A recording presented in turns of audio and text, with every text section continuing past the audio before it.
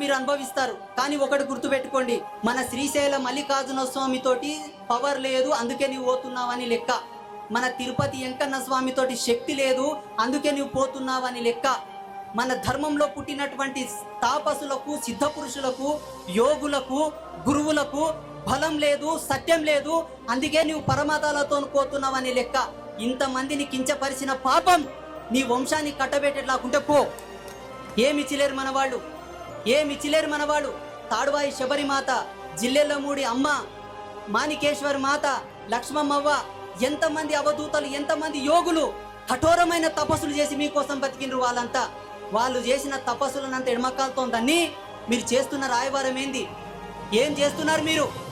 ఒకవేళ స్వామి పోతాం మా తిప్పలు మాదనుకుంటే వాళ్ళను కూడా వచ్చి మన శివలింగంకి అభిషేకం చేయమను.